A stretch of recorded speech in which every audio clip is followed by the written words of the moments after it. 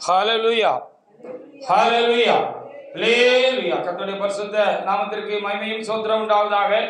ஆண்டவருடைய பிரதான கிருபையினாலே திரும்பவும் அவருடைய வீடாகிய அவருடைய ஆலயத்திலே கடந்து வந்து ஆண்டவருக்கு ஒரு பரிசுத்த ஆராதனை செய்ய முடியான ஒரு நல்ல ஒரு பாக்கியத்தை தேவனாய் கர்த்தர் நமக்கு தந்திருக்கிறார். தந்து அவரை தொழுது கொள்ள, அவரை துதிக்க, சோத்திரிக்க, அவருக்கு ஒரு ஆராதனை செய்ய முடியான நல்ல ஒரு பாக்கியத்தை தேவனாய் கர்த்தர் எனக்கும் உங்களுக்கு கூட கூட்டி வழங்கின அந்த அன்பை எண்ணி நானும் என் தேவனாய் கர்த்தருக்கு அதிகமாக சோத்திரம் செலுத்துகிறேன். இந்த சமயமானது பரத்திலிருந்து ஆண்டோட வார்த்தைகளை கர்த்தர் அனுப்பி நம்முடைய ஆத்மாவை பலப்படுத்துகிற நேரமாக இருக்கிறது. கர்த்தர் பரத்திலிருந்து நல்ல வார்த்தைகளை நமக்கு தந்து நம்மை ஆதரிக்க தேவனுடைய பிள்ளைகள் எல்லாரும் நீங்கள் ஜெபத்தோடு கூட காணப்படும்படியாக உங்களை அன்போடு கூட நான் கேட்டுக் கொடுக்கிறேன். இந்த நாளுடைய வார்த்தைகளுக்காக நான் ஆண்டவருடைய பாதத்திலே ராக்காலங்களில் அமர்ந்து காலையிலும் எழுந்து நான் தேவ சமூகத்திலே அதிகாலை வேளையில எழுந்து நான் தேவ சமூகத்திலே காத்திருந்தது உண்டு.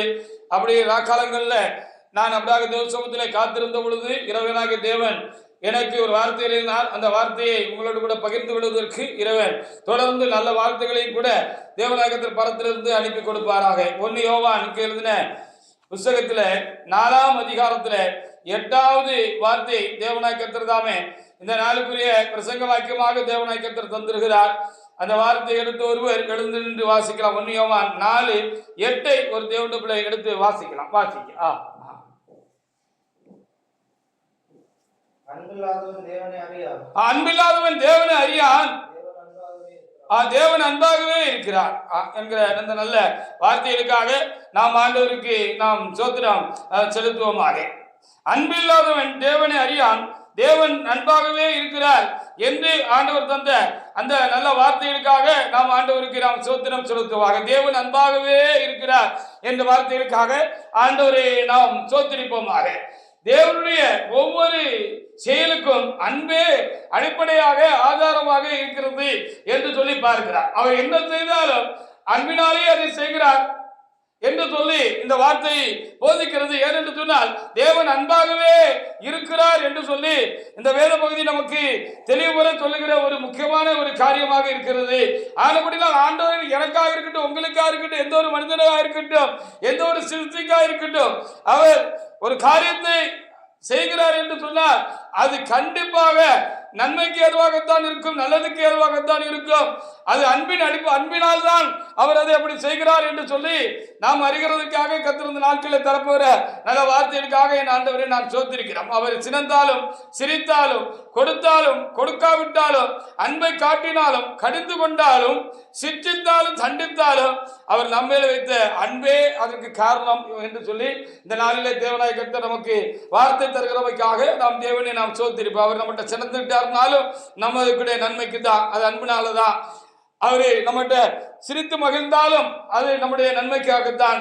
அவர் கொடுத்தாலும் நம்முடைய ஆசீர்வாதத்துக்காக தான், நம்முடைய நன்மைக்காகத்தான், அன்பினால தான் அப்படி செய்கிறார். இல்லை ஒன்றை கேட்கிறோம், கேட்டுக்கொண்டே இருக்கிறோம், கர்த்தர் தராமல் மறுக்கிறார் அல்ல தரவில்லை என்று சொன்னாலும் அது நம்மளது நல்லதுக்கு தான். அவர் அன்பினால் தான் எப்படி என்ன செய்கிறார், அப்படி செய்கிறார் என்று சொல்லி நாம் அறிந்து கொள்ள வேண்டியதா இருக்கிறது. அவர் நம்மிடத்தில் அன்பு பாராட்டினாலும் சரி, அல்லது கடிந்து கொண்டாலும் சரி, சிற்றித்தாலும் சரி, அவர் தண்டித்தாலும் சரி, என்ன செய்தாலும் நம்முடைய நன்மைக்காகத்தான் ஆண்டவர் அப்படி செய்கிறார் என்று சொல்லி நாம் அறிய வேண்டியதா இருக்கிறது. அதற்காக நாம் ஆண்டவருக்கு அதிகமாக நாம் சோத்திரம் செலுத்துமாக. தேவன் அன்பாகவே இருக்கிறார், எது செய்தாலும் அன்பினால் தான் அப்படி செய்கிறார் என்று கர்த்தர் தருகிற வார்த்தைகளுக்காக நாம் தேவனாய் கர்த்தருக்கு நாம் சோத்திரிப்போம், சோத்திரம் செலுத்துமாக. ஆதியாகமம் புத்தகத்தில் 3ஆம் அதிகாரத்தில் 22 முதல் 24 வரைக்கும் உள்ள ஒரு வசனத்தை நாம் இங்கே வாசித்து பார்க்கிற பொழுது மேலோட்டமாக நாம் அதை நாம் பார்ப்போம் என்று பார்த்தால் கொஞ்சம் கஷ்டமாக நமக்கு இருக்கும். ஏன் ஆண்டவர் இப்படி செய்தார் என்று ஒரு சங்கடம் நமக்கு என்ன செய்யும், சில வேளைகளில் நமக்கு மேலோட்டமாக பார்க்கிற பொழுது நமக்கு உண்டாயிருக்கும். சரி, ஆண்டவர் அவருக்கு தண்டனை கொடுத்தார், அவரை சிக்ஷித்தார், எல்லாம் செய்தார். அந்த ஏதேன் தோட்டத்திலே அவர்களை தொடர்ந்து வைத்திருந்திருக்கலாம் தானே. ஏன் அவருடைய சமூகத்தை விட்டு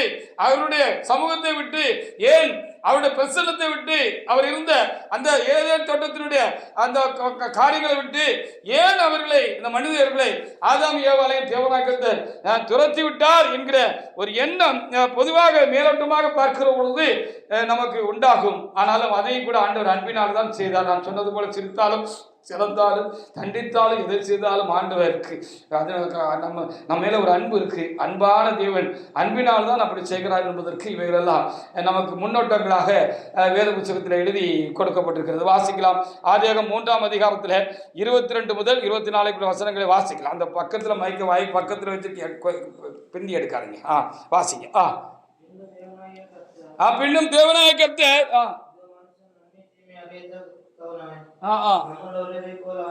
ஆமா இப்பொழுது அவன் தன் கையை நீட்டி ஜீவவிருட்சத்தின் கனியையும் பறித்து புசித்து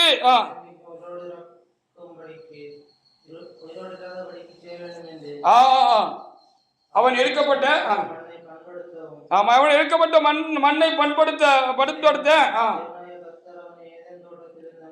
தேவனாய கர்த்தர் அவனை ஏதேன் தோட்டத்திலிருந்து அனுப்பிவிட்டார். அடுத்த வசனத்தை கூட வாசிங்க. அவன் மனுஷனை துரத்தி விட்டு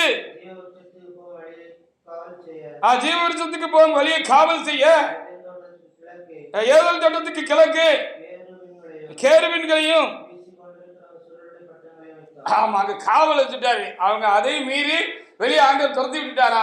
அவங்க பாவம் செய்த பொழுது அவருடைய வார்த்தையை மீறி கீழ்ப்படியாமல் அவிசுவாசத்துக்கு சாத்தாண்ட வார்த்தைக்கு இடம் கொடுத்து ஆதாம் ஏவாள் பாவம் செய்த பொழுது ஆண்டவர் என்ன செய்தாராம், அவர்களை என்ன செய்தாராம், ஏதேன் தோட்டத்திலிருந்து அவரை துரத்தி விட்டுட்டாரு. துரத்தி விட்டுட்டு மாத்திரமல்ல, திரும்ப உள்ள வந்துடக்கூடாதுங்கிறதுக்காக அங்க காவல் வச்சாரு அப்படின்னு சொல்லி அங்க சொல்லப்பட்டிருக்கிறது. அப்படி சொல்லுகிற பொழுது ஆண்டவர் என்ன சொன்னார்னு 22 வசனத்தில் வாசிக்கிற பொழுது, பின்பு தேவனாய கர்த்தர் இதோ மனுஷன் நன்மை தீமை அறியத்தக்கவனாக நம்ம ஒருவனை போல ஆனான்.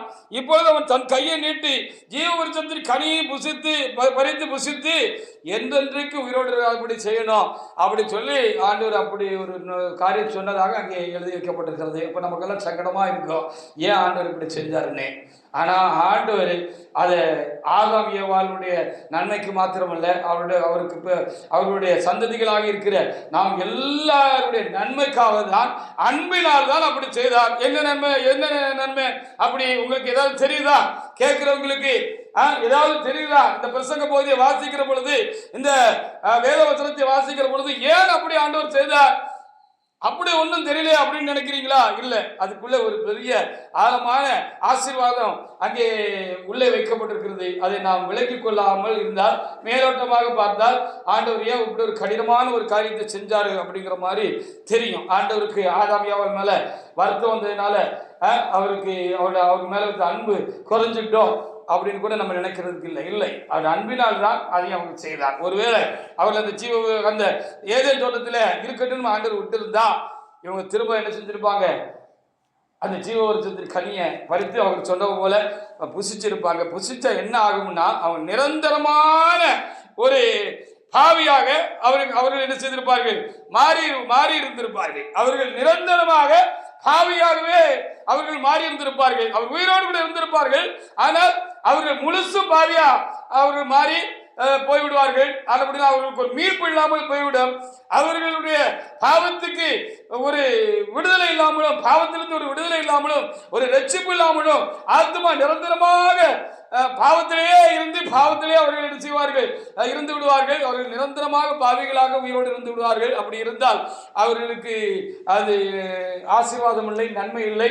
அவர்கள் அதனால் என்ன செய்ய முடியும், அவர்கள் எந்தெந்தும் அவர்கள் பாவிகளாக இருந்து நரகத்துக்கு போக வேண்டியதான ஒரு சூழ்நிலை வந்துடும். அப்போ உயிரோடு இருந்து பாவியாக அவர்கள் உயிரோடு இருந்து விடக்கூடாது, அவர்கள் என்றென்றைக்கும் சாகாதபடிக்கு உயிரோடு இருந்தக்கூடாது என்பதற்காகத்தான் தேவனாய கர்த்தர் என்ன செய்தாராம், அங்கே அவர்களை அந்த ஏதேன் தோட்டத்தை விட்டு துரத்தி போட்டாரு.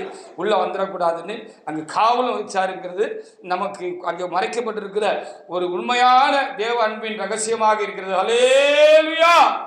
பார்த்தீங்களா? அப்போ ஆண்டவர் எதை செஞ்சாலும் என்னது நல்லதுக்கு தான் ஆண்டவர் செய்கிறாரு. அவர் நம்ம கிட்ட சிரிச்சிருந்தாலும் நல்லதுக்கு தான், அவர் நம்ம கிட்ட சிறந்தாலும் அது நல்லதுக்கு தான், அவர் ஒன்று கேட்டு கொடுத்தாலும் நல்லதுக்கு தான் செய்வார். அவர் அன்பான தேவன். நம்ம மேல அவருக்கு ரொம்ப அன்பு, அதுல மனிதர்களாக நம்ம மேல ரொம்ப அன்பு அவருக்கு. ஆனால் கூட அவர் கொடுத்தாலும் அந்த அன்பினால் தான் கொடுப்பார், நம்ம நன்மைக்காகத்தான் எதையும் செய்வார்.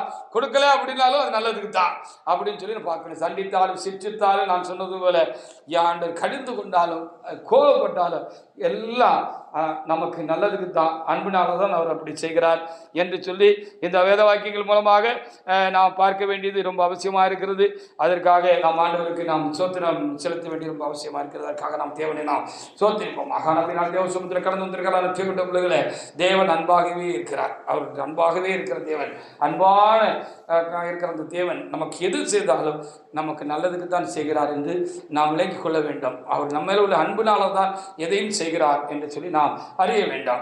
இப்படி இந்த வேத புத்தகத்தில் பார்க்கிற பொழுது அநேக காரியங்கள்ல ஏன் தேவநாயகத்தில் அப்படி செய்கிறார் என்றான ஒரு எதிர் கேள்வி, ஒரு கொஸ்டின் நமக்கு என்ன உண்டாகும், எதிர்மறையான ஒரு காரியம் நமக்கு உண்டாக வாய்ப்பு இருக்கிறது என்று சொல்லி நாம் அறிய வேண்டும். ஆதியாகம புத்தகத்தில் 11ஆம் அதிகாரத்தில் 6 முதல் 8 வரைக்குள்ள அங்க வசனங்களை நீங்க வாசிச்சு பாருங்க. பூமி எங்க ஒரே பாசையும் ஒரே விதமான பேச்சு இருந்தது, ஒரு பாசை தான் இருந்துச்சு அப்படின்னு சொல்லி நம்ம அங்க என்ன செய்ய முடிகிறது, பார்க்க முடிகிறது. அது ஆண்டவர் பேசின பாசையா இருக்கும். ஆண்டவர் ஆதாமோடும் ஏவாளோடும் பேசின பாசையா இருக்கும். அந்த பாசையை தான் கற்றுக்கிட்டு ஆண்டவரிடத்திலிருந்து கற்றுக்கிட்டு அதுதான் தாய் பாசையா இருந்திருக்கு. ஆண்டவரோட பாசை தான் ஆதாமும் ஏவாளுக்கு தாய் பாசையா இருந்திருக்கு. அந்த தாய் பாசையை தான் ஆதாமும் ஏவாளும் பேசியிருக்கிறாங்க என்று சொல்லி பார்க்கப்படுகிறது. பாருங்க, நாம இப்பொழுது பல மொழிகள் உலகம் எங்கும் உண்டாயிருக்கிறது. மொழிகளால் நாம் பிரிந்திருக்கிறோம் என்று சொல்லி பார்க்கிறோம். இங்கிலீஷ்காரங்க இங்கிலீஷ் பேசுறாங்க, தமிழ்நாட்டுக்காரங்க தமிழ் பேசுறோம், ஹிந்திக்காரங்க ஹிந்தி பேசுறாங்க, கன்னடர்கள் கன்னட மொழி பேசுகிறார்கள், தெலுங்குக்காரர்கள் தெலுங்கு மொழி பேசுகிறார்கள், பிரெஞ்சுக்காரர்கள் பிரெஞ்சு மொழி பேசுகிறார்கள், அப்படி சொல்லிக்கிட்டே போலாம். ஆனாலும் அவர்களுக்கு பிறக்கிற பிள்ளைகளுக்கு அவருடைய தாய் பேசுகிற பாசையை நாம் சொல்லிக் கொடுக்க வேண்டியதில்லை. அது வயிற்றில் இருக்கிற பொழுது அது தாயுடைய பாசையை கேட்கிற ஒரு சிசுவாக அது இருக்கிறது என்று சொல்லி பார்க்கிறோம். அதனாலதான் பிறந்த உடனே அந்த தாயுடைய சத்தம் அதுக்கு ரொம்ப பரிச்சயமாக இருக்கும். அதனுடைய பிள்ளை அழுகிற பொழுது அந்த தாய் தன்னுடைய பிள்ளையை மார்போடு அணைந்து கொண்டு ஏதாவது அப்படி சொல்லுகிற பொழுது அந்த பிள்ளை அப்படி அந்த சத்தத்தை கேட்டு என்னதையும் அந்த அழுகியை விட்டுரும் அப்படின்னு சொல்ல பார்த்திருக்கிறோம். ஆனால் அப்படினாலே தமிழ் பேசுகிற ஒரு பெண்ணுக்கு ஒரு குழந்தை பிறக்கிற பொழுது அந்த குழந்தை அப்படி தமிழ்ல என்ன செய்கிறது, அது பேசுகிறதே நம்ம பார்க்கிறோம். அப்படி ஒவ்வொரு பாசையும் தாய் பாசை என்று பார்க்கிறோம். அப்படியான ஆதாமும் ஏவாளும் இந்த உலகத்தில் படைக்கப்பட்ட பொழுது இறைவன் தான் அவர்களை படைத்தார், அவர் தான் அவருக்கு தாயும் தந்தையுமாக இருந்தார் என்று சொல்லி அறிந்திருக்கிறோம். அப்போ அந்த இறைவனாகி தேவன் அவர்களோடு கூட பேசி இருக்கிறார், ஒரு பாசையில பேசி இருக்கிறார். அது ஒருவேளை பரலோக பாசையா இருக்கலாம் என்று எண்ணுகிறேன். அந்த பாசையில தான் என்ன செய்திருக்கிறார்கள், ஆதாமும் ஏவாளும் ஆண்டவரோடு கூட என்ன செய்திருக்கிறார்கள், பேசிக் கொண்டிருக்கிறார்கள். இங்கே 11ஆம் அதிகாரத்தில் 1ஆம் வசனத்தில் வாசிக்கிற பொழுது அந்த பாசை தான் அவர்களுடைய பிள்ளைகளாக அடுத்தடுத்து வந்தவர்கள் பத்தில ஒரே பாசையும் ஒரே விதமான பேச்சு இருந்தது அப்படின்னு சொல்லி சொல்லப்பட்டிருக்கிற. அப்ப அவங்க என்ன செஞ்சாங்க, ஒரு இடத்துல இருந்து ஒரு இடத்துக்கு பிரயாணம் பண்ண பொழுது எல்லா மக்களும் ஒரே இடத்துல என்ன செஞ்சாங்க, அவங்க கூடி வாழ்ந்தார்கள் என்று சொல்லி நாம் பார்க்க முடிகிறது. அப்படி அவர்கள் கூடி வாழ்ந்த பொழுது அவர்கள் எல்லாம் ஒரு காரியத்தை பேசிக்கிட்டாங்களாம். நம்ம என்ன செய்யணும் அப்படின்னு சொன்னா, வானலாத ஒரு கோபுரத்தை என்ன செய்யணும், நமக்குன்னு ஒரு நகரத்தையும் கோபுரத்தையும் நம்ம என்ன செய்யணும், நம்ம கட்டணும். அது கட்டி நமக்கு பேருண்டாக என்ன செய்யணும், நம்ம செய்யணும். அதை வாங்க பண்ணுவோம் வாருங்கள் என்று சொல்லிக்கொண்டார்கள் என்று அடுத்தடுத்து வசனங்கள்ல அது சொல்லப்பட்டிருக்கிறது. அதற்காக நாம் தேவன் அப்போ ஆண்டவருக்கு இறங்கி வந்து என்ன, மனுஷர்கள் பெரிய நகரம் கட்டுறாங்களாமே, பெரிய வானலால கோபுரத்தை கட்டுறாங்களாமே, எல்லாம் நல்ல காரியம்தான். ஆனா இதெல்லாம் கொடுத்து அவளை படைத்து அவள் ஆசீர்வதித்திருக்கிற என்ன மறந்துட்டாங்களே, என்ன மறந்துட்டு தங்களுக்கு பேருண்டாக இப்படி ஒரு காரியத்தை செய்கிறார்களே என்று சொல்லி ஆண்டவர் என்ன செஞ்சாரு, வந்து பார்த்து அவர் சிரித்து கொண்டார் என்று சொல்லி பார்க்க முடிகிறது. அதற்காக நாம் ஆண்டவருக்கு நன்றி செலுத்துவோமாக. அப்பொழுது 6 முதல் 8 வரைக்குள்ள வசனங்களை நீங்க வாசித்து பாருங்க. அப்போ ஆண்டவர் என்ன சொன்னார்னு அங்க எழுதியிருக்கிறது, வாசித்து பாருங்க. அப்பொழுது கர்த்தர், இதோ ஜனங்கள் ஒரே கூட்டமா இருக்கிறார்கள், அவர்கள் அனைவருக்கும் ஒரே பாசையும் இருக்கிறது, அவர்கள் இதை செய்ய தொடங்கினார்கள். தடைபட மாட்டாது என்று இருக்கிறார்கள். நாம் இறங்கி போய் ஒருவர் பேசுகிறது மற்றொருவர் அறியாதபடிக்கு அவர்கள் பாசை தாறுமாறாக்குவோம் என்றார்.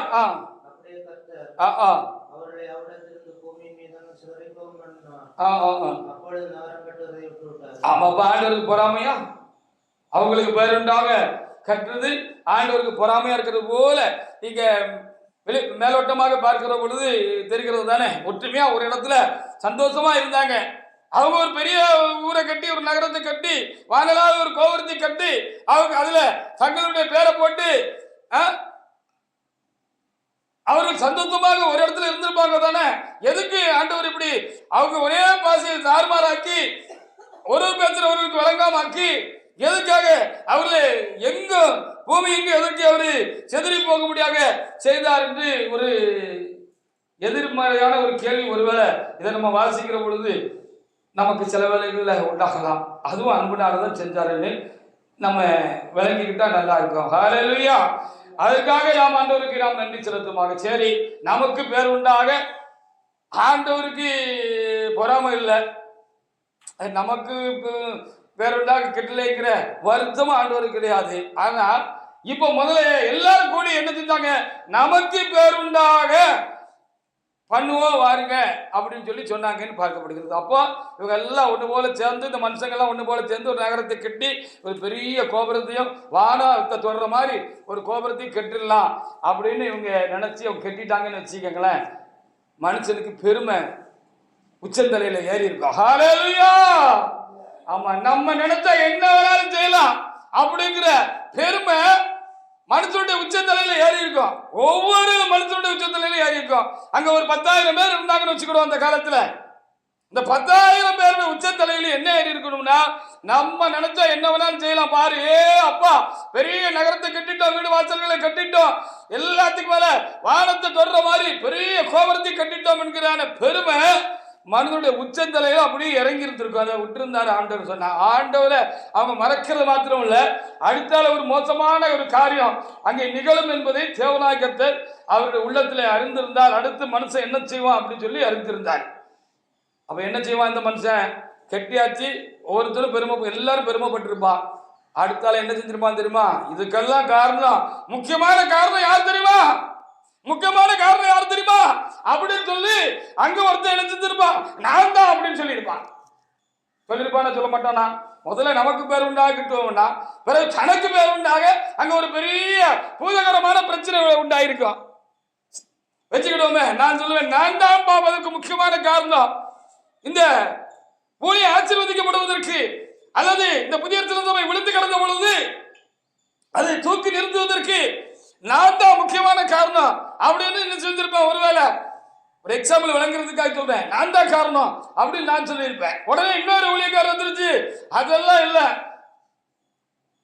இவரு பாதுகாக்கப்பட்டது என்னுடைய ஜபத்தின் ஆளாக்கும், நான் தான் அதுக்கு காரணம் இருப்பாரு. இங்க உட்கார்ந்து இருக்கிற மக்களா இருக்கட்டும், இனி வரப்போகிற மக்களா இருக்கட்டும், நான் தான் காரணம், நான் தான் காரணம், நான் தான் காரணம்னு சொல்லி நான் தான் காரணம் என்று சொல்லி தற்பெருமை எல்லாருக்குள்ளே வந்து கடைசியில ஐக்கியமாக, அன்பாக, சிநேகமாக, ஒன்றாக இருக்கக்கூடிய அந்த ஜனங்கள் என்ன செய்திருப்பார்கள், ஒருவருக்கு விரோதமாக ஒருவர் எழும்பி ஒருவனுக்கு ஒருவன் வெட்டி கட்டி செத்திருப்பான். இன்னைக்கு ஹல்லேலூயா. அவர்களுக்கு மனச்சால்மையும் அவருடைய தேவனாயிருக்க கர்த்தருடைய உதவியும் ஒத்தாசையும் எல்லா காலங்களிலும் அவருக்கு தேவையா இருக்கிறது என்பதையும் அவர்களை படைத்து ஆளாக்கி இத்தனை ஞானத்தையும் புத்தியும் அறிவையும் ஆசீர்வாதங்களையும் எல்லாவற்றையும் கொடுத்த அந்த தேவனுக்கு முறையாக செலுத்த வேண்டிய கனத்தையும் மகிமையும் அவருக்கு செலுத்த வேண்டும் என்கிறதான அடிப்படையான ஆசீர்வாதத்துக்கு எதுவான நற்காரியங்களும் அவர்களிடத்தில் காணப்பட வேண்டும் என்பதற்காகவும் அவர்கள் பூர்ணமான ஆசீர்வாதத்தை பெற்றுக்கொள்ள வேண்டும் என்பதற்காகவும் தான் ஆண்டவர் என்ன செய்தார், அங்கே இப்படி ஒரு காரியத்தை அவர்களை பூமி எங்கும் செதறி போக பண்ணினார். ஒரே இடத்துல இருந்து ஒரே பாஷையை பேசி தப்பான காரியங்களுக்கு அவருடைய மனங்கள் சென்று விடாதபடிக்கு தேவநாயகத்தில் என்ன செய்தாரு, அப்படி செய்தார் என்று சொல்லி நாம் அங்கே பார்க்க முடிகிறது. அவைகளுக்காக நாம் தேவநாயகத்திற்கு நாம் நன்றி செலுத்துவோம். ரெண்டாவது, ஒரே இடத்துல ஜனங்கள் உட்கார்ந்துட்டாங்க அப்படின்னு சொன்னா அது பூமியில் தாங்காத ஒரு பாரமாகிவிடும். சயின்டிபிக்காகவும் அது சரியா இருக்காது. ஹல்லேலூயா. இப்படி ஆண்டவர் ஒரு காரியத்தை செய்யறாரு, அவர் செய்யறது விளங்க மாட்டுக்கு, புரிய மாட்டுக்குன்னு சில வேலைகள்ல நம்ம சங்கடப்படுகிறோம். நம்ம இவ்வளவு தூரம் பிரயாசப்பட்டோம், ஏன் இது சரியான முறையில நமக்கு இது வாய்த்திருக்கலாம்ல அப்படின்னு நினைக்கிறோம். அங்க ஏதோ ஒரு நல்லதுக்கு இதான் ஆண்டவர் அப்படி செய்திருக்கிறாரு. விசேஷமாக நம்ம மேல அவர் அன்பாகவே இருக்கிறபடினாலே, நம்ம மேல ஒரு நல்லதுனாலதான் அப்படி ஒரு காரியத்தை அவரு செய்திருக்கிறாரு, அல்லது அது நமக்கு கிடைக்கல அப்படின்னு சொல்லி நம்ம விளக்கிக்கிட்டோம். அப்ப பூமி எங்கும் அவர்களை வாசைகளை தாறுமாறாக்கி ஆண்டவர் என்ன செஞ்சாரு, அவங்களை அனுப்புனாரு அப்படின்னு சொல்லி நம்ம இங்க தெளிவாக பார்க்கிறோம். அப்போ ஜனங்கள் பூமி எங்கும் பரம்பி இருக்க வேண்டும், அப்பொழுதுதான் அது பூமியில ஒரு பேலன்ஸா இருக்கும். அது ஒரு முக்கியமான காரணம். எல்லாத்தோட தலைக்கண்ணை அவங்க அழிஞ்சு போயிடக்கூடாது,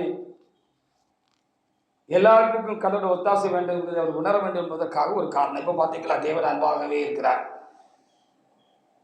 நம்ம வாழ்க்கையில எது நடந்தாலும், எது கர்த்தர் செய்தாலும் நம்ம மேல உள்ள அன்புல தான் செய்கிறாருங்கிறதுக்கு இதெல்லாம் எக்ஸாம்பிள். ஆதாமி அவருடைய காரியங்கள், அந்த பாபேல் கோபுரத்தை கட்டின காரியங்கள், இதெல்லாம் நமக்கு ஒரு காரியம். அப்போ நம்ம தப்பு பண்ணும்போது தண்டிக்கிறாரு, கஷ்டமாக தான் இருக்கு. தப்பு பண்ணும்போது ஆண்டவர் தண்டிச்சாரு அப்படின்னு சொல்லி எல்லாம் நம்ம வேத புத்தகத்துல நம்ம என்ன செய்கிறோம் பார்க்கிறோம். 3ஆம் அதிகாரத்துல நம்ம தொடர்ந்து நம்ம பார்க்கிற பொழுது 16ஆம் வசனத்திலிருந்து பார்க்கிற பொழுது ஸ்ரீயை பார்த்து சொன்னாரு, நீ இப்படி ஒரு தப்பு பண்ண முடியினால நீ கற்பதியா இருக்கும் பொழுது உனக்கு ரொம்ப கஷ்டமா இருக்கும், வேதனையா இருக்கும். நீ வேதனையோட என்ன செய்வ, நீ பிள்ளை பெறுவாய், உன் ஆசை உன் புருஷனை பற்றி இருக்கும், அவன் உன்னை ஆண்டு கொள்வான் அப்படின்லாம் அவங்க சொல்லப்பட்டு. முதல்ல 2 பேருக்கும் சம அந்தஸ்து கொடுத்திருந்தாரு போல இருக்கு ஆண்டவர். 2 பேருக்கும் சம அந்தஸ்து கொடுத்திருந்த பொழுதுதான் இந்த அம்மா நமக்கு கொடுக்கப்பட்ட அந்த சம அந்தஸ்து, அந்த உரிமையை தப்பா பிரயோஜனப்படுத்தி எதை சாப்பிடக்கூடாதுன்னு சொன்னார அந்த நன்மை தீமை விருட்சத்தை பறிச்சு தாம் புசித்தது மாத்திரமல்ல, நண்பர்கள் மாதிரி இருந்திருக்கிறாங்க. சமமா நண்பர்கள் ஏற்றத்தாழ்வு இருக்காது நண்பர்கள். அப்படி நண்பர்கள் மாதிரி இருந்ததுனால அந்த ஆதாம் ஐயா கிட்ட கொடுத்து, ஏவலம்மா நானும் சாப்பிட்டேன், நல்ல ருசியா இருக்கு, நீங்களும் சாப்பிட்டு பாருங்க, நம்ம கண்ணு திறக்கும், நம்ம எது நல்லது கெட்டதுங்கிற இந்த அறிவு நமக்கு இருக்கும். எப்பவுமே இந்த ஆண்டவருக்கு நம்ம சரணம் போட்டுட்டு இருக்க வேண்டாம், அவரையே நம்ம சார்ந்து அவர் பேச்சே கேட்டுட்டு இருக்க வேண்டிய அவசியம் இல்லை அப்படின்னு சொல்லி அதை கொடுத்துட்டதுனால இனி உனக்கு அந்த சம அந்தஸ்து இல்லை, ஆணும் பெண்ணும் சமங்கிற அந்தஸ்து உனக்கு இல்லை அப்படின்னு சொல்லி ஆண்டவர் என்ன செஞ்சாரு, ஆதாம தலையா வச்சு ஆதாமுக்கு கீழே ஏவாளம்மாவை மனைவியை வச்சுட்டாங்க அப்படின்னு சொல்லி இங்கே எழுதப்பட்டிருக்கிறது. அவர்களுக்காக நம் தேவனாய்க்கு தெரியும், நாம் சோத்திருப்போம். அதான் ஆதாமுக்கு தண்டனை கொடுத்தார் ஆண்டவர். நீ உன் மனைவியின் வார்த்தைக்கு செவி கொடுத்து புசிக்க வேண்டாம் என்று நான் உனக்கு விளக்கின விருட்சத்தின் கனியை புசித்தபடினாலே ஏன் சொல்ல முக்கியப்படுத்தாம உனக்கு நான் சமமா கொடுத்த அந்த மனைவி சொல்ல நீ முக்கியப்படுத்தினதுனால நீ உயிரோடு இருக்கிறனால பூமி உன் நிமித்த சமைக்கப்பட்டிருக்கும், நீ உயிரோடு இருக்கலாம், வருத்தத்தோட பலனை புசிப்பாய். நீ மண்ணில இருந்து உங்க 2 பேரும் எடுத்து நீங்க மண்ணுக்கே போயிருவீங்க, நீங்க எந்தெந்த உயிரோடு இருக்குன்னு நான் உங்களை வச்சிருந்தேன், ஆனா நீங்க இப்படி ஒரு தப்பு பண்ணிட்டீங்க அப்படின்னு சொல்லி ஆண்டவரை தண்டிச்சாரு அப்படின்னு வேத புத்தகத்துல எழுதிருக்கிறது அல்லவா. ஏன் அப்படி இந்த தண்டனை கொடுக்காமல ஒரு கண்டிச்சு சத்தம் போட்டு புத்தி சொல்லி ஆண்டவர் விட்டுருக்கலாம் தானே? எதுக்கு இந்த தண்டனை, எதுக்கு இந்த வலி, எதுக்கு இந்த வேதனை அப்படின்னு சில வேளையில நமக்கும் சில சந்தர்ப்ப சூழல்கள நாம் தண்டிக்கப்படுகிற பொழுது நமக்கு உண்டாகிறது தானே.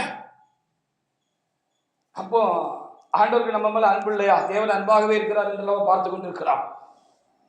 எதுக்காக தண்டனை கொடுத்தார்? அதுவும் அன்புனாலதான், நம்ம மேல உள்ள அன்புனாலதான் ஆண்டவர் கொடுத்தாருன்னு நம்ம உணரணும். நம்ம நிரந்தரமாக அவருடைய சமூகத்தை விட்டு தள்ளுண்டு போய்விடக்கூடாது என்கிற அன்பினால்தான் ஆண்டவர் நம்மளை தண்டிக்கிறாரு. ஹல்லேலூயா!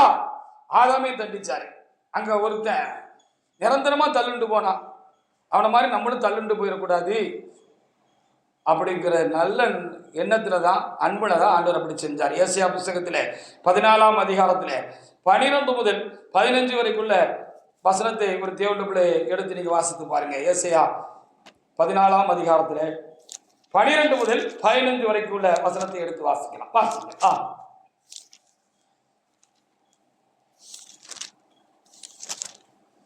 அங்கே சாத்தான் விழுந்து தள்ளிட்டு போனான்னு சொல்லப்படுது. நிரந்தரமா சாத்தான் ஆண்டவருக்கு ரொம்ப எழுப்பி பாவம் செய்த பொழுது அவன் நிரந்தரமாக அவன் தள்ளிட்டு போனான். அவன் இனி ஒரு காலம் அவன் ரட்சணியத்தை பெற்றுக்கொள்ள கூடாதபடிக்கு அவன் தள்ளுண்டு போனான் என்று சொல்லி எங்க வேத புத்தகத்தில் இருக்கிறது. அப்படி சாத்தா மாதிரி நம்மளுக்கும் நிரந்தரமான ஒரு தண்டனை, நம்மளை தள்ளி போடுற ஒரு அனுபவம் நமக்கு வரக்கூடாதுங்கிறது தான். அப்பொழுது நம்ம ஏதாவது இலக்க முடக்கா நம்ம ஏதாவது நம்ம ஆதிபிதாக்களை போல அல்ல நம்முடைய முற்பிதாக்களை போல நம்ம ஏதாவது இலக்க முடக்கா செய்கிற பொழுது நமக்கு தேவ சுதந்திரத்தில் தண்டனைகள் அறிவிக்கப்படுகிறது. நாம் தண்டனைகளை பெறுகிறோம், சிக்ஷிக்கப்படுகிறோம். அதுவும் நம்ம மேல ஒரு அன்புனால தான். அந்த தண்டனை இல்லைன்னு வச்சுக்கோங்களேன், சாத்தானா நம்மளும் நாளடைவில் மாறிடுவோம். தண்டனை இல்லைன்னு என்ன செய்வோம்? துணிகரமா பாவம் செய்வோம் தானே. அதை செய்யாது இதை செய்யாது, அது தப்பு இது தப்பு அப்படி நம்ம சொல்லிக்கிட்டே இருக்கோம், கேட்க மாட்டேங்காங்க. அப்போ அதுக்கு ஒரு சிச்ச ஒரு தண்டனை உண்டாச்சு அப்படின்னா என்ன செய்வோம்? அதை திருப்பி செய்ய மாட்டோம். வாசிக்க எஸ்யா 14:12 முதல் 15 வரையுள்ள வசனங்களை ஒருவர் எடுத்து வாசிக்கலாம். அதிகாலையின் மகனாகிய விடிவெள்ளியே, நீ வானத்திலிருந்து விழுந்தாயே, ஜாதிகளை ஈனப்படுத்தினவனே, நீ சரையிலே உள்ள வெட்டப்பட்டாயே, நான் வானத்துக்கு ஏறுவேன், தேவனுடைய நட்சத்திரங்களுக்கு மேலாக என் சிங்காசனத்தை உயர்த்துவேன். ஆமா, நான் மேகங்களுக்கு மேலாக உன்னதங்களில் ஏறுவேன். இருதயத்தில் சொன்னாயே, ஆனாலும் அகாதலமான பாதாளத்திலே நீ தள்ளிவிட்டு போனாய். அவன் நிரந்தரமாக அவனுக்கு ஒரு பெரிய வீழ்ச்சி, ஒரு தண்டனை, நிரந்தரமாக தேவநாயகத்தில் அவனை தள்ளி போட்டாரே அப்படின்னு சொல்லி பார்க்கிறோம். ஏன் அப்படி சாத்தானை தள்ளி போடணும்? இப்படி கேள்வி கேட்டுக்கிட்டே இருந்தோம்னா அதுவும் சாத்தானுடைய வேலை தான். அதுக்கு தான் இன்னைக்கு சில வேதத்தில் நமக்கு மூளை கெட்டாத சில காரியங்கள் ஏன் என்று பலருக்கு இந்த கேள்விகள் எல்லாம் அனுபவத்தில் உண்டாயிருக்கலாம். அதுக்கெல்லாம் நமக்கு ஒரு விடை கிடைக்கும்படியாக கர்த்தருடைய அன்பினால தான் அது அப்படி நடந்துச்சு அப்படின்னு சொல்லி நமக்கு விடை கிடைக்கும்படியாகத்தான் அப்படிப்பட்ட காரியங்கள் அங்கே எழுதப்பட்டிருக்கிறது. சாஜி அந்த மைக்கை அப்படி திருப்பிங்க, அப்படி திருப்பிங்க. என்று நமக்கு என்ன செய்யப்பட்டிருக்கிறது, அது வைக்கப்பட்டிருக்கிறது என்று சொல்லி நம்ம என்ன செய்யணும், நம்ம அறிஞ்சுக்கிடணும். அப்போ சாத்தானுக்கு ஒரு சந்தர்ப்பம் கொடுத்துருக்கலாம்ல, இப்படின்னு கேட்டுக்கிட்டே இருந்தால் கேள்வி கேட்டுக்கிட்டே இருக்க வேண்டியதான். இதுவும் சாத்தானுடைய வேலை தான். அப்போ என்ன நம்ம அடிப்படையை அறிஞ்சுக்கணுங்கிறதுக்காக இந்த செய்தி கர்த்தர் கொடுத்திருக்கிறார் நமக்கு என்று சொல்லி பார்க்கிற பொழுது, ஒரு காரியம் தேவனாய கர்த்தர் சமூகத்தில் எழுதி வைக்கப்பட்டிருக்கிறது, அல்லது ஒரு காரியம் தேவனாய கர்த்தர் என்னுடைய வாழ்க்கையில் உங்கள் வாழ்க்கையில ஒரு காரியம் நல்லதோ கெட்டதோ ஏதோ ஒரு காரியத்தை ஒரு சித்தையோ தண்டனையோ ஏதோ ஒன்றை கர்த்தர் நமக்கு கொடுக்கிறார் என்று சொன்னால் அந்த நேரத்தில் நமக்கு விளங்கி விட முடியாது. பின்னாட்கள கர்த்தர் சித்தமானா நம்ம நல்லதுதான் அதை செஞ்சிருக்கிறாரு, நம்ம மேல உள்ள அன்பினாலதான் அதை செஞ்சிருக்கிறாருன்னு நம்ம அறிந்து கொள்ள முடியும். அப்போ தேவ சமூகத்தில் நம்ம என்ன கேள்வியை நம்ம என்ன செய்யக்கூடாது, கேட்காதபடிக்கு, வேதத்தை குறித்து கேள்வி கேட்காதபடி எதிர்மறையான கேள்விகளை சாத்தான் தூண்டினா சீ போ சாத்தே அப்படின்னு தள்ளி போட்டுட்டு நம்ம என்ன செய்யணும், எல்லாம் நடப்பதெல்லாம் நன்மைக்கே நடக்கிறது, என் மேலே உள்ள அன்பினால தான், ஒவ்வொருவரும் உள்ள அன்பினால தான் இவைகளெல்லாம் நம்முடைய வாழ்க்கையில் நடக்கிறது என்று நாம் விசுவாசித்து தேவன் அன்பாகவே இருக்கிறார் என்கிற அந்த வார்த்தையை விசுவாசித்து நாம் தொடர்ந்து தேவனை பற்றி கொண்டு நம்ம கடந்து போகணும். ஆண்டவரை எதிர்கேள்வி கேட்கவே கூடாது என்பதுதான் முக்கியமான காரியமாக இருக்கிறது என்று சொல்லி பார்க்கிறோம். அதற்காக கர்த்தர் சில காரியங்கள் ஏன் நடந்தது என்பதை நாம் ஆவிக்குரிய ரீதியாக நம்முடைய மூளைக்கு எட்டும்படியாக ஒருவேளை இந்த காரியங்களை ஆண்டவர் தருகிறார் என்று சொல்லி நான் எண்ணுகிறேன். அப்படினாலே தேவ சமூகத்தில் வந்திருக்கிற தேவனுடைய பிள்ளைகளை தேவன் அன்பாகவே இருக்கிறார் எழுதியிருக்கிறார் என்று சொன்னால் அவருக்கு அன்பு இருக்கிறது, வேற எந்த மாறான காரியம் அவருக்கு இல்லை. அவர் எதை செஞ்சாலும் அன்பினால தான் எனக்கு ஒன்றை செய்கிறாரு அப்படின்னு சொல்லி நம்ம ஏற்றுக்கிடணும், ஒத்துக்கிடணும், விசுவாசிக்கணும். கேள்வி கேட்காத ஒரு சிநேகம், அன்பு விசுவாசம் நமக்கு ஆண்டவரத்தில் உண்டாகணும் என்பதற்காக கர்த்தர் இப்படி செய்கிறார் என்று சொல்லி பார்க்க முடிகிறது. நீதிமொழிகள் 3ஆம் அதிகாரத்தில் 11, 12 வசனங்களை வாசிக்கிறோம். நான் ஏற்கனவே சொன்னது போல, அவர் சிரித்தாலும், அவர் சினந்தாலும், அவர் கொடுத்தாலும் கொடுக்காவிட்டாலும், அவர் நம்ம மேலே அன்பு காட்டினாலும், கடிந்து கொண்டாலும், சிக்ஷித்தாலும் தண்டித்தாலும், அவர் நம்மேல் வைத்த அன்பே அதற்கு காரணம்னு நம்ம விளங்கிடணும்னு கர்த்தர் சொல்லுகிற அந்த காரியங்களுக்காக நாம் தேவனை நாம் சோத்திரிப்போமாக. நீதிமொழிகள் 3, 11, 12 வசனங்களை ஒரு தேவனுடைய பிள்ளை எடுத்து வாசிக்கலாம். வாசி.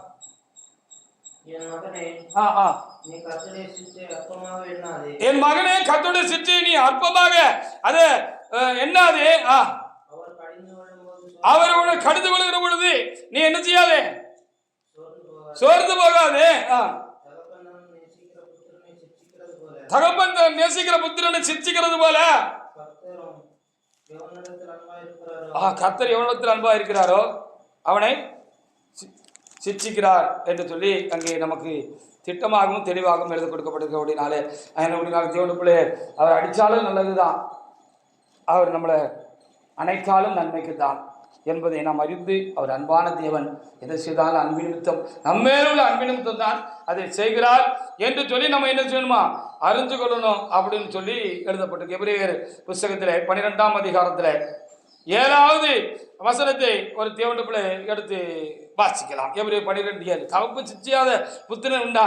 சின்ன பிள்ளையா இருக்கும்போது நம்ம அப்பா அம்மா கிட்ட நம்ம அடி வைக்கலையா? அப்பா அம்மா நம்மகிட்ட கோபமா பேசலையா? நம்மளை கண்டிப்பா நடத்தலையா? நம்ம எச்சரிக்கலையா என்பதை நாம் என்ன செய்யணும், எண்ணி பார்க்க வேண்டியது அவசியமா இருக்கிறது. எபிரேயர் புஸ்தகத்தில் 12:7 வாசிக்கலாம். வாசி.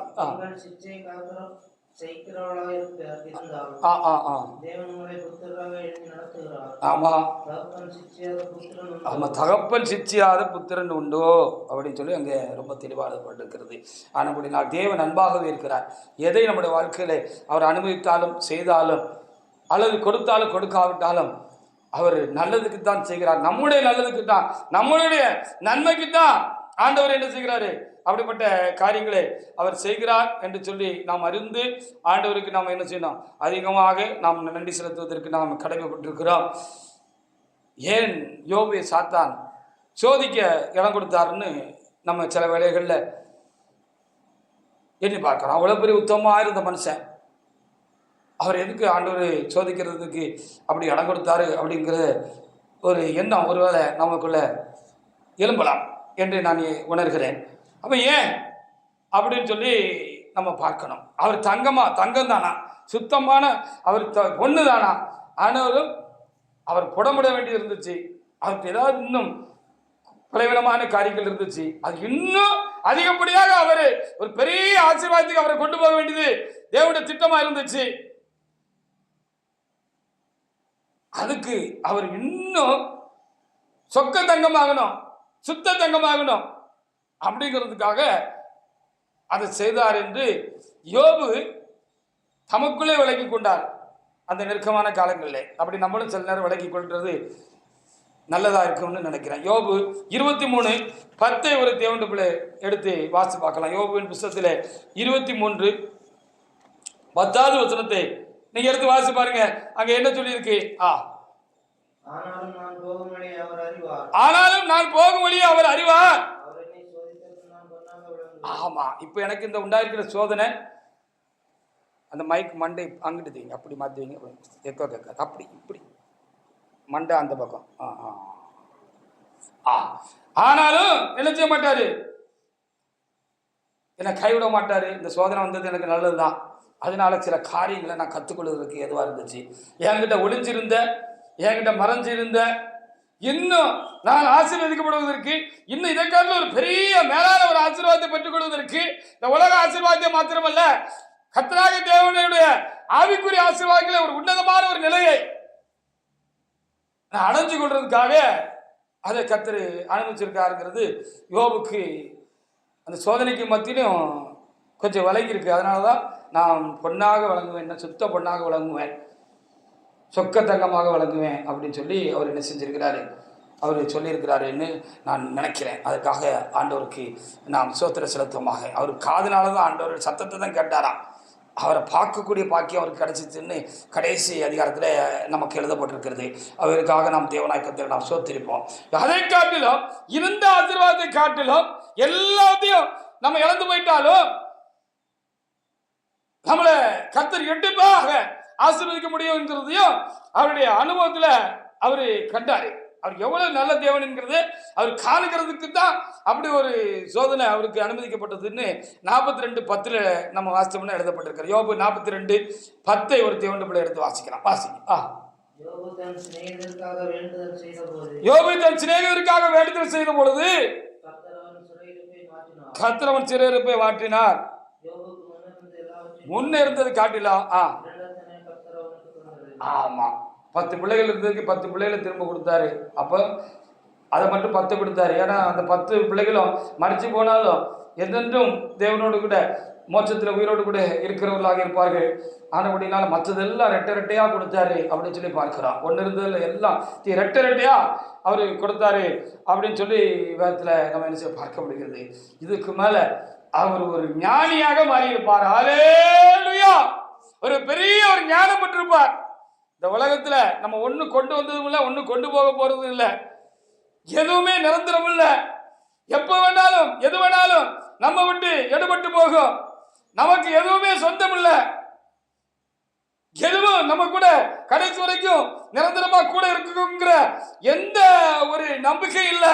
எது வேணாலும் எப்ப வேணாலும் நம்ம விட்டு தூரமா போயிடும், கடந்து போயிடும், காணாம போயிடும், இல்லாம போயிடும். அது மனைவியா இருக்கட்டும், புருஷனா இருக்கட்டும், பிள்ளைகளா இருக்கட்டும், சொத்தா இருக்கட்டும், சுகமா இருக்கட்டும், இல்ல நமக்கு உண்டா இருக்கிற ஆசீர்வாதமா இருக்கட்டும், நமக்கு உண்டா இருக்கிற பேரா இருக்கட்டும், பெருமையா இருக்கட்டும், நமக்கு உண்டா இருக்கிற அந்தஸ்தாக இருக்கட்டும், நமக்கு உண்டா இருக்கிற பதவியா இருக்கட்டும், நமக்கு உண்டா இருக்கிற எந்த உயரமா இருக்கட்டும், உச்சமா இருக்கட்டும், எல்லாம் என்ன செய்யும்? எப்போ வேணாலும் நம்மளை விட்டு பறிக்கப்படலாம், நம்மளை விட்டு எடுபட்டு போயிடலாம். அதனால இந்த நிலையில்லாத ஜீவ நாட்கள்ல இந்த நிலையில்லாத இவைகள் மேல நம்ம மனசை வைக்காதவர்களுக்கு நம்ம ஒரு ஞானம் பெற்று ஞானியை போல இறைவனையே நம்ம நெருக்கமாக வச்சுக்கிடணும். அவர் தான் எப்பவும் கூட இருப்பார். அவர் கூட இருக்கிறதா, அவர் கூட இருக்கிறதும் அவர் கூட நம்ம இருக்கிறது தான் மேன்மை அப்படிங்கிற இது எல்லாம் இந்த கடுமையான சோதனையில யோபுக்கு கிடைச்ச பாக்கியங்கள். இதெல்லாம் நமக்கு எழுதியிருக்கு, நமக்கு தெரியுது. அப்படி தெரியுதுன்னா அதுவும் கர்த்தருடைய ஆசீர்வாதம் தான், அவருடைய கிருபை தான். அதற்காக நாம் ஆண்டவருக்கு நாம் சோத்திரம் செலுத்துமாக. தேவன் அன்பாகவே இருக்கிறார். என்னிடத்திலும் உங்களிடத்திலும் ஒவ்வொரு சிசுகளிடத்திலும் ஒவ்வொரு மனுஷர்களிடத்திலும் ஆதாமிடத்திலும் ஏவாளிடத்திலும் மாத்திரமல்ல, அப்படி ஒவ்வொருவரிடத்திலும் தேவநாயகத்தை படைத்த ஒவ்வொரு ஜீவராசிகளிடத்திலும் விசேஷமாக மனுபுத்திரிடத்திலும் எல்லா மனிதரிடத்திலும் அவர் அன்பாகவே இருக்கிறார். அவர் செய்கிறதெல்லாம் நம்முடைய நன்மைக்காகவே அன்பினால் தான் செய்கிறார் என்பதை நாம் புரிந்து கொள்ள வேண்டியதாக இருக்கிறது. அதற்காக ஆண்டவர் கொடுக்கிற இந்த நல்ல வார்த்தைகளுக்காக எனக்கும் உங்களுக்கும் கேட்கிற ஒவ்வொருவருக்கும் கர்த்தர் கொடுக்கிற இந்த நல்ல வார்த்தைகளுக்காகவும் நாம் தேவநாயகத்திற்கு நாம் நன்றி செலுத்துவோமாக. சில காரியங்கள் தாமதித்து கொண்டே இருக்கிறது, நமக்கு சங்கடமாக இருக்கிறது. அதுவும் அன்பு நிமித்தம் தான் செய்கிறார். நம்ம மேலே உள்ள அன்பு நிமித்தம் தான் செய்கிறார். நல்லதுக்கு தான் அப்படி செய்கிறார் என்று சொல்லி பார்க்க வேண்டியிருக்கிறது. வாக்குத்தத்தங்களை பெற்றுக்கொள்ள கொண்ட ஆபிரகாமா இருக்கட்டும், யாக்கோபா இருக்கட்டும், அல்லது ஈசாக்கா இருக்கட்டும், அல்லது யோசேப்பா இருக்கட்டும், அல்லது தாவீதாக இருக்கட்டும், இன்னும் எத்தனையோ பேர்வழிகளை நாம் வேதத்தில் பார்க்கிறோம். யாராக இருக்கட்டும், அவர்கள் எல்லாம் காத்திருந்தார்கள், நீண்ட காலத்துக்கு காத்திருந்தார்கள், வருஷக்கணக்காக காத்திருந்தார்கள், 10 வருஷம் காத்திருந்தார்கள், 20 வருஷம் காத்திருந்தார்கள், 25 வருஷம் காத்திருந்தார்கள்.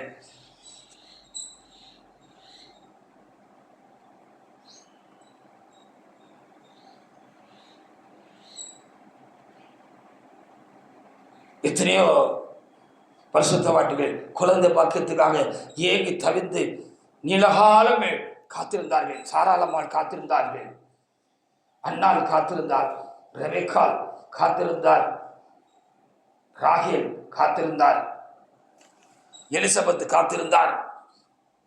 இப்படி எத்தனையோ காரியங்கள் நமக்கு வேதத்திலே எழுதியிருக்கப்பட்டிருக்கிறது. நீண்ட காலங்கள் காத்திருந்தார்கள், எதிர்பார்த்து காத்திருந்தார்கள். தாமதமானது போல தாமதமாய்கொண்டே இருந்ததாக நாம் வேதத்தில் நாம் பார்க்க முடிகிறது. அது நன்மைக்கு தான்.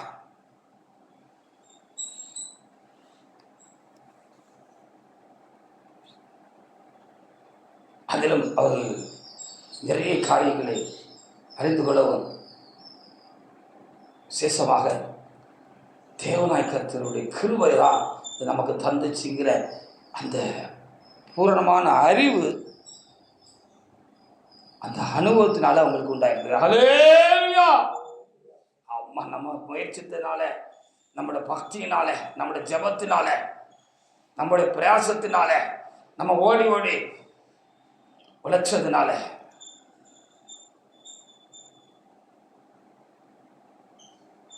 இது நமக்கு கிடைக்கல.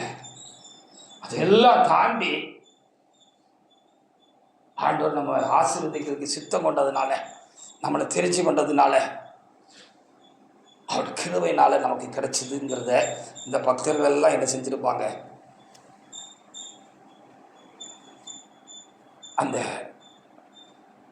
சிறைச்சாலை அனுபவத்துக்குள்ள இருந்தது போல இருந்த அந்த அனுபவத்துக்கு மத்தியிலையும் அது காலம் வந்த பொழுது, அவருக்கு கொடுக்கப்பட்ட பொழுது அதை புரிஞ்சிருந்திருப்பாங்க அப்படின்னு நம்ம உணரப்படுகிறது. சங்கீத புத்தகத்தில் 105வது சங்கீதத்தில் 17 முதல் 19 வரைக்கும் வாசல் எழுதப்பட்டிருக்கிறது. ஒரு இரும்பல் அடைப்பட்ட அனுபவம், செயலுக்குள்ள மாட்டிக்கிட்ட ஒரு அனுபவம். சில வேளையில பவுலடியார் மாதிரி தொழுபுறத்தில் மாட்டிக்கிட்டு இருக்கிற மாதிரி ஒரு அனுபவம் கூட நமக்கு இருக்கலாம். அது அவ்வளவு நம்மளை அழுத்திக்கிட்டு இருக்கலாம், பாரமா இருக்கலாம். ஏன் ஏன் ஏன் என்கிற கேள்வி எழுப்பிக் கொண்டே இருக்கலாம். தாங்க முடியாது யோபை போல அரட்டி கொண்டே இருக்கலாம்.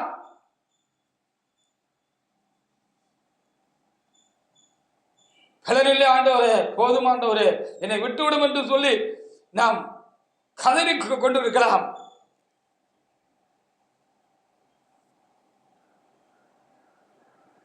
வாசி சங்கீதம் 105:17 முதல்.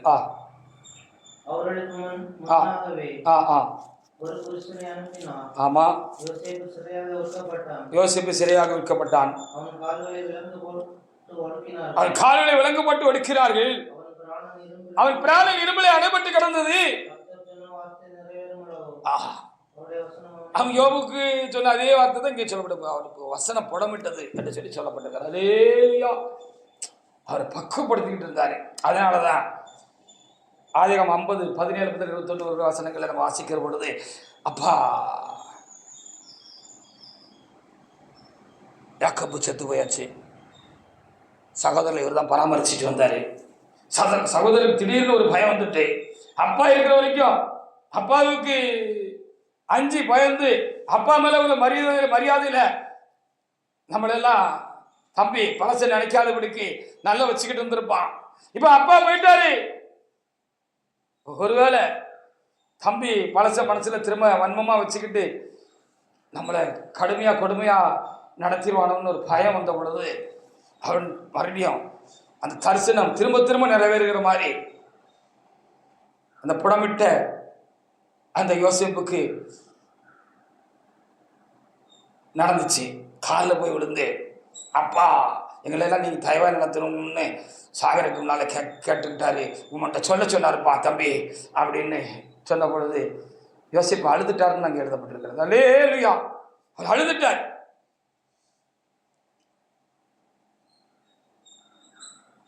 நீங்கள் நினைக்கிற மாதிரி நான் உங்களை கண்டிப்பாக அப்படிலாம் நடத்த மாட்டேன். அப்பா இருந்தாலும் சரி இல்லாவிட்டாலும் சரி, இதெல்லாம் நான் தாண்டுகிற பொழுது, இந்த கஷ்டங்களையெல்லாம் கஷ்டமான தூரத்தை இந்த உயரத்தை எல்லாம் என் தேவண்ட பலத்தினாலே நான் தாண்டுகிற பொழுது என்னுடைய இருதயமும் ஒரு உயரத்தை தாண்டி இருக்கு, ஒரு தூரத்தை தாண்டி இருக்கு. எனக்குள்ள ஒரு பக்குவத்தை என் தேவன் தந்திருக்கிறாரு. ஆனபடினால நான் எதையும் மனசில் வச்சுக்கிட்டு இந்த பழி வாங்குகிற அந்த இருதயம் எனக்குள்ள இல்லை,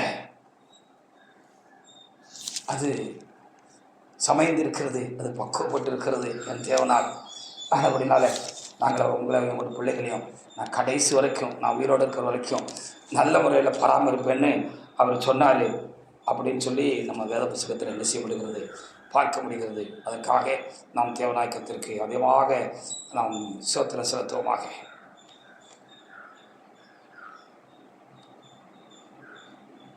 ஒவ்வொரு பரிசுத்தவான்களுடைய நல்ல காரியங்களும் வேதத்தில் குறிப்பாக வரையப்பட்டிருக்கிறது. அவர்களிடத்தில் காணப்பட்ட பாவங்கள், குற்றங்கள், தவறுகளும் நமக்கு குறிக்கப்பட்டு எழுதப்பட்டு கொடுக்கப்பட்டிருக்கிறது. அவங்களுக்கு அது ஒரு தலைகுனிவாக இருக்கும் தானே, அது எழுதாம விட்டுலாம் தானே அப்படின்னு சில வேளையில் நம்ம நினைக்கலாம் தானே. எப்போ நினைப்போம்?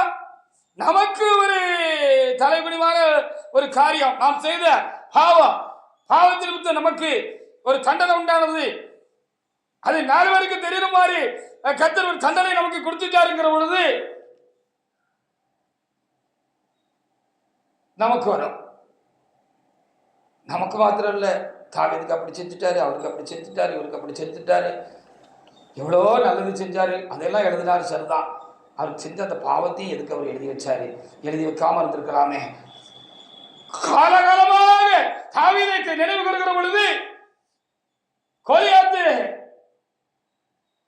கொண்ட அந்த தீரமும் வீரமும் மாத்திரமல்ல, அந்த பக்தி வைராக்கியம் மாத்திரமல்ல, அந்த தேவ அன்பு மாத்திரமல்ல, அந்த உரியாவிட மனிதனிடத்தில் செய்த அந்த பாவமும் அந்த விபச்சாரமும் அந்த கொலையும் அங்கே வர்ணிக்கப்பட்டிருக்கிறது. இது மறைத்திருக்கலாமோ என்று சில வேளைகளில் நமக்குள்ள ஒரு எண்ணம் உண்டாகிறது தானே. எதற்காக அவர் அப்படி செய்தார்? 1 ராஜாக்கள் புஸ்தகத்தில் 15:5 நீங்க வாசித்து பாருங்க. எதற்காக அது அங்கே சுட்டி காட்டப்பட்டிருக்கிறது, அதையும் குறிப்பாக கர்த்தர் எழுதி வைத்திருக்கிறார். 1 ராஜாக்கள் 15:5.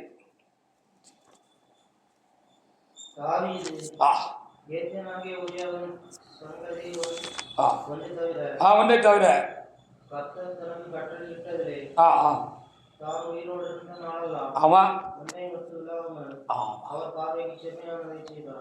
அந்த ஒரு தப்பை தவிர தாவீது ராஜா வேற எந்த வகையிலும் கர்த்தருக்கு விரோதமாக பாவம் செய்யல, யாருக்கு விரோதமாக பாவம் செய்யலன்னு பரிசுத்த ஆவியானவர் எழுதி வச்சிருக்கிறார்.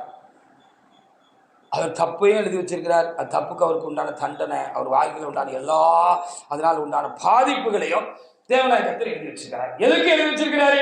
தாவீதை அசிங்கப்படுத்துவதற்காகவா? காலகாலமாய், ஆண்டாண்டு காலமாய், 1000 ஆண்டு காலமாய் தாவீதை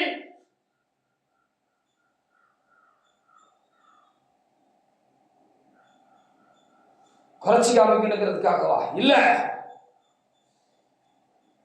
அவருடைய பின் சந்ததிகளாகிய இந்த பரிசுத்தவான பின் சந்ததிகளாகிய நாமும் இந்த மாதிரி ஏதாவது எக்குத்தப்பா நம்ம தப்பு பண்ணிட்டு அதனால பாதிக்கப்படக்கூடாதுங்கிறதுக்காக ஆண்டவர் அதை எழுதி வச்சிருக்கிறார். ஹல்லேலூயா.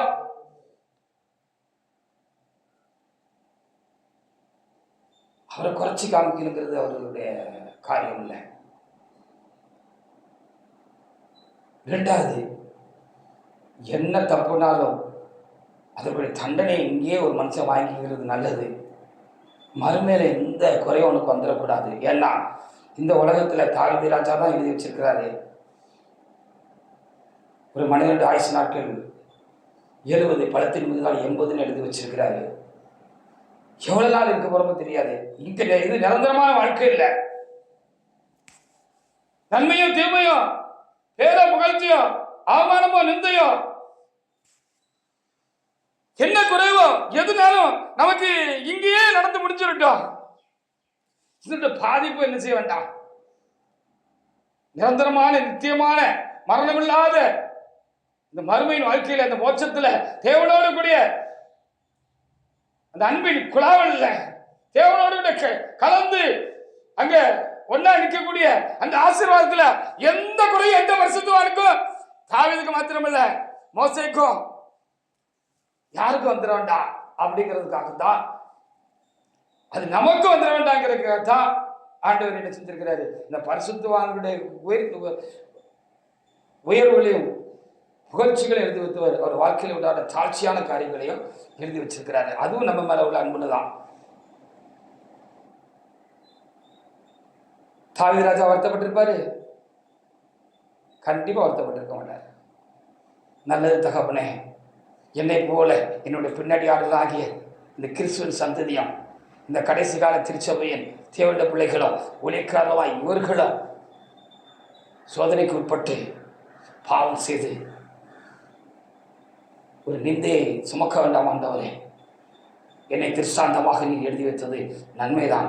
அவர்கள் ஆயிலும் இப்படிப்பட்ட தீமைகளுக்கு, இப்படிப்பட்ட சூழ்நிலைகளுக்கு, அநியாயங்களுக்கு, தவறுகளுக்கு, பாவங்களுக்கு, தீமைகளுக்கு, அசுத்தங்களுக்கு தப்பிக்கொள்ளட்டும் ஆண்டவரே.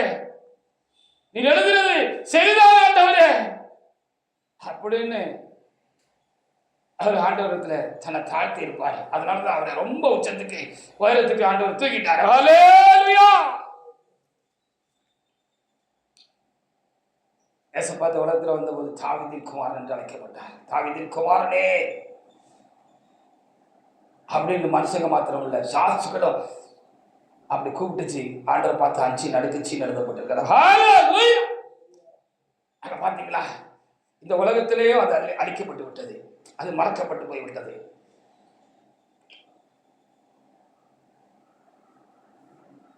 எல்லாம் நம்ம மேல உள்ள அன்புதான் ஆண்டவர் செய்கிறார் என்று நாம் பார்க்க முடியாது. தேவன் அன்பாகவே இருக்கிறார் என்று நாம் நினைத்து பார்க்க முடியாது. தேவனாய் கர்த்தர் நாளில் நமக்கு அறிந்த நல்ல வார்த்தைகளுக்காக நானும் என் ஆண்டவராய் தேவனுக்கு நன்றி செலுத்துகிறேன். காலங்கள் கடந்து போய் கொண்டிருக்கிறது. 70 கடந்து கொண்டு போய் உண்டு, 40 கடந்து போய் கொண்டிருக்கிறவர்கள் உண்டு, வாலிப பிராயத்திலே இருக்கிறவர்கள் உண்டு, பிள்ளை பருவத்திலிருந்து அடுத்து பருவங்களுக்கு வளர்ந்து கொண்டிருக்கிறவர்கள் உண்டு, நல்ல முதிர் வயதுக்கு வந்திருக்கிறவர்கள் உண்டு. கிறிஸ்துக்குள்ளான நம்முடைய அனுபவங்களை நாம் திருப்பி பார்ப்போம் என்று சொன்னார். நான் பார்ப்பேன், நீங்கள் பார்ப்பேன் என்று சொன்னார். நம்முடைய வாழ்க்கையில் எது நடந்திருந்தாலும் நன்மைக்காகவே கர்த்தர் நம்முடைய வாழ்க்கையில் அதை நடத்தியிருந்தார் அல்லது அனுமதித்திருந்தார்.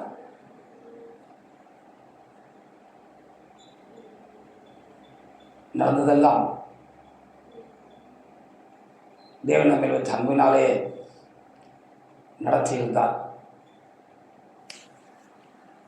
தேவன் அன்பாகவே நம்மிடத்தில் இருக்கிறார் என்பதை நாம் அறிய முடியாத பல காரியங்களை நம்முடைய வாழ்க்கையிலே கர்த்தர் இந்த நிமிஷம் மட்டும் செய்திருக்கிறார்.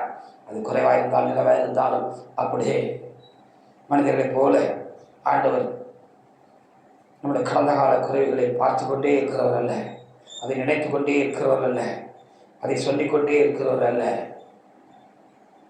அவர் காலத்தை கடந்து இருக்கிறவராக இருக்கிறபடினாலே கடந்த காலங்களெல்லாம் அவர் அவ்வப்பொழுது கடந்த காலமாக்கிவிட்டு நிகழ்காலத்திலே என்னை உங்களையும் இன்னும் அதிகமாக ஆசீர்வதிப்பதற்காகவே அவர் நம்மிடத்துல அன்பா இருக்கிறார். அந்த அன்பான தேவன் நம்மோடு கூட இருக்கிறார், என்னோடு கூட இருக்கிறார், உங்களோடு கூட இருக்கிறார், நம் ஒவ்வொருவரோடு கூட இருக்கிறார். தேவன் அன்பாகவே இருக்கிறார் என்று கொஞ்சம் ஒரு வித்தியாசமான கோலத்தில் இந்த நாளில் தேவனை நாம் பார்ப்பதற்கு தேவனாய் கர்த்தர் எனக்கு உங்களுக்கும் செய்த அன்பின் கிரியைகளுக்காக என் ஆண்டவருக்கு நன்றி செலுத்துகிறேன். தேவன் அன்பாகவே இருக்கிறார். கர்த்தர் இந்த வார்த்தைகளை ஆசீர்வதிப்பாராக. நாம் தேவனாய் கர்த்தரை நாம் சோத்தரிப்போமாக. ஆமென்.